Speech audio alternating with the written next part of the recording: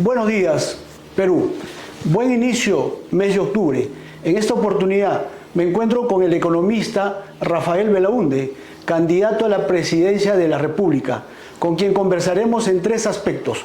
Primero, sobre la inseguridad que aqueja a todo el ciudadano del Perú. Segundo, sobre la industrialización de la economía del país. Tercero, cómo impulsaría a las MIPES, a las micro y pequeñas empresas del país. Bienvenido, Rafael. Muy buenos días. Buenos días, Dante. Muchas gracias por la entrevista, por la oportunidad. Bueno, comenzamos. De llegar a la presidencia, ¿qué haría respecto a la industrialización de la economía del país? Bueno, la industrialización es un proceso económico. Yo creo que el Perú ha dado pasos importantes, pero por ejemplo, es importante generar mercados. Yo creo que el hecho de que el Perú haya celebrado muchos tratados de libre comercio aseguran que tenemos mercados a donde vender. El hecho de haber avanzado en tener fuentes de energía baratas como Camisea, que proveen pues, energía eléctrica a precios muy baratos, nos dan una competitividad que se requiere para el proceso de industrialización. El puerto de Chancay yo creo que va a abrir una puerta. Entonces, lo que el gran desafío está en el capital humano, ¿no? Tenemos que asegurarnos de tener ingenieros, por ejemplo, ingenieros metalurgistas, ingenieros de sistemas. Es decir, la gran barrera que tiene el Perú hoy hacia su industrialización es tener el capital humano suficiente, de alta productividad, para poder desarrollar en el Perú procesos industriales más complejos, porque nosotros producimos mucho cobre, por ejemplo, pero exportamos concentrado de cobre. Hemos tenido un retroceso. Cuando operaba la Oroya, por ejemplo, la Oroya era un centro industrial donde hemos tenido pues, ingenieros metalurgistas de talla mundial, y ya se podía exportar el cátodo de cobre, que si bien no es pues un producto muy sofisticado, tampoco no es concentrado, ¿no? Hoy no estamos exportando ni eso, ¿no? Entonces yo creo que el Perú tiene todo, por ejemplo, para tener una industria de conductores eléctricos, ¿no? Ya tenemos el cobre, tenemos fuente de energías eléctrica barata, tenemos los puertos para exportar. Lo que falta es prepararnos como país para tener el capital humano, el marco normativo y el marco tributario para que se puedan desarrollar industrias de mucho mayor nivel de transformación, ¿no? La industrialización es un proceso, es un objetivo al que tenemos que aspirar, porque el empleo industrial es un empleo de mayor productividad y por lo tanto de mayores niveles de ingresos y salarios, ¿no? Y es importante para generar miles de puestos de trabajo y exportar manufactura y conocimiento, por cierto. En el segundo aspecto, ¿cómo impulsaría a la micro y pequeña empresa del país? Bueno, el gran empleador del Perú es la micro y pequeña empresa, ¿no? Ahí es donde se emplea la gran mayoría de peruanos, formales e informales, son empleados por los micro y pequeños empresarios. Es decir, el que genera el empleo en el Perú no es el Estado, no es el gobierno, son los pequeños y microemprendedores formales e informales que están esparcidos pues, por todo el Perú, y que son los grandes héroes de la historia económica del Perú, porque a pesar de que los maltrata el Estado, de normas que son complicadísimas de cumplir, una burocracia tremenda, corrupción en las autoridades, constituir una empresa es un vía crucis. Te empieza a ir bien y después viene la SUNAT y te persigue y te agarra a palazos. Y si sobreviviste a todo eso, vienen los extorsionadores ahora y te extorsionan. Entonces, los grandes héroes de la historia económica del Perú son los micro y pequeños emprendedores, son los que generan el empleo, y son, si tú sumas, la gran inversión también está ahí. No está en la gran mina, no está en la gran obra de irrigación. Si tú sumas cómo se explica la gran inversión privada en el Perú, es la suma de los pequeños emprendimientos de hombres y mujeres en el Perú que arriesgan su esfuerzo y su capital por hacer patria. Entonces, lo que esto se requiere es una reforma tributaria y hacer que la economía para las micro y pequeñas empresas tengan un trato mucho más amigable con la SUNAT.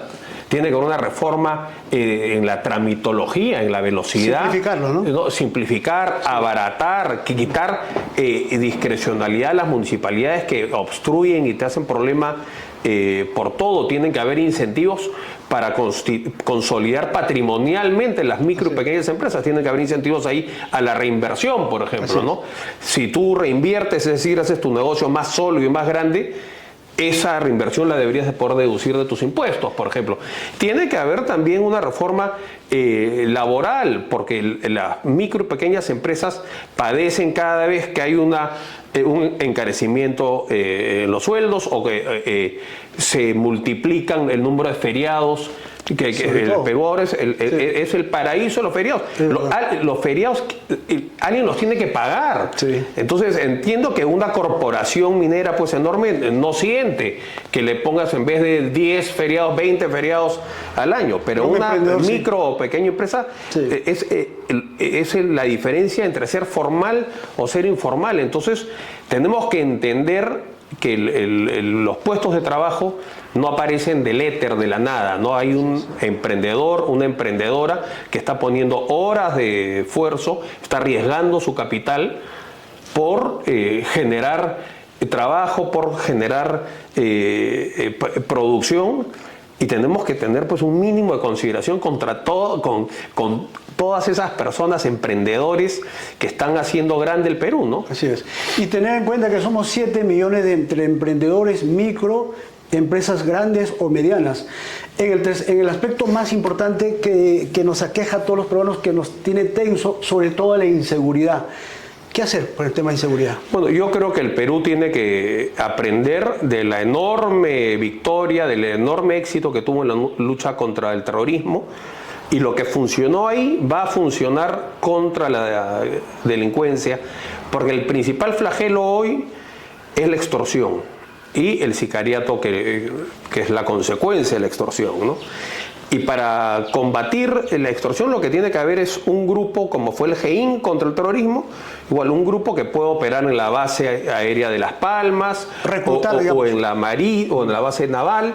Tiene que ser en un sitio aislado, absolutamente protegido, anónimo, segregado del mundo exterior, y ahí tiene que haber jueces ad hoc, 1 o 2 jueces. Jueces sin rostro. Fiscal, pero un juez que trabaje con el equipo. Yeah. Porque ¿qué es lo que hoy tú quieres que intervenga en un teléfono? Tienes que pedirle al fiscal, el fiscal le tiene que pedir a los jueces, el juez le tiene que pedir a la empresa de telefonía. 3 meses, 6 meses, ya parece entonces ya asesinaron al extorsionado. Entonces lo que tú tienes que tener es en una misma zona física el grupo de policías que investiga, tienes que tener el equipo de interceptación, que es el programa Constelación, es el principal, hay que poner el software pues al día, pero también tienes que tener al fiscal ahí, ad hoc un fiscal específico para eso, y tienes que tener al juez también. Entonces, entre que el policía le pide al fiscal, el fiscal le pide al juez y el juez autoriza, eso se debería tomar pues 15 minutos, no 15 días, ¿no? Después hay que sentar en la mesa a las empresas de comunicaciones y a los bancos, porque también se demora pues la vida. Sí. El juez ordena, pero ponen 1000 obstáculos. Claro. Entonces, esto hay que sentar en la mesa a tanta gente que esto solamente va a funcionar si esto lo lidera directamente el presidente de la República. Y tiene que estar segregado, protegido, blindado, para que la gente también se anime a denunciar. Porque si tú pones una denuncia de extorsión, resulta que hoy se entera el extorsionador antes que el fiscal. Es verdad. ¿No? Entonces la gente tiene que tener confianza, y para que la gente tenga que tener confianza tiene que haber una línea segura para llamar y denunciar las llamadas, las extorsiones, pero tiene que ser un equipo totalmente blindado, protegido, que no sea fácil saber desde fuera quiénes son, en dónde trabajan. Todo este equipo tiene que ser autocontenido, tiene que tener todo, tiene que tener a los policías, tiene que tener el software, los equipos tecnológicos, pero también tienen que estar ahí los jueces y los fiscales para que sea un equipo multidisciplinario, ¿no? Y yo estoy seguro que con inteligencia operativa rápidamente se va a poder pacificar, porque es muy fácil infiltrar con agentes encubiertos y tener colaboradores para atacar la extorsión. Si una empresa, por ejemplo, están extorsionando un bodeguero, la policía puede infiltrar en la bodega a un agente y el agente es el que inicia la negociación con el extorsionador, por ejemplo, ¿no? Y así, y siguiendo esa línea de acción, es fácil infiltrar y tomar contacto quiénes son desde qué línea negocian, quién es el que llama, quién es el que va a cobrar, si es ahí ahora que hay paro de transportistas, las extorsiones a los transportistas se las hacen pagar por yape, entonces hay una línea del dinero también que se puede seguir, pero lamentablemente en el Perú hoy los equipos de interceptación tienen las licencias y los softwares vencidos, el presupuesto para agentes encubiertos y para informantes en la policía está prácticamente paralizado. Como que si el crimen, estuviese un poco más adelantado respecto al conocimiento y a la tecnología, ¿no? Y después lo que ha ocurrido es que el Congreso ha dado muchas leyes que facilitan, le hacen la vía más fácil a la extorsión y al crimen organizado, han dificultado los allanamientos, han excluido de la figura de organización criminal a la extorsión, a la minería ilegal, a la trata de personas, a la estafa agravada. Es decir, el Congreso ha legislado y ha trabajado en favor del crimen y de la extorsión, ¿no? Entonces, también tiene que haber un parlamento con gente proba, limpia y honesta que se ponga las pilas y hay que desbaratar todas las leyes pro crimen organizado que el actual Congreso ha dado, ¿no? Así es, severidad ante el crimen organizado, mano dura. Y bueno, Rafael, gracias por la oportunidad de recibir a la Red Pyme. No, el Perú es un país que tiene esta fibra, esta naturaleza emprendedora.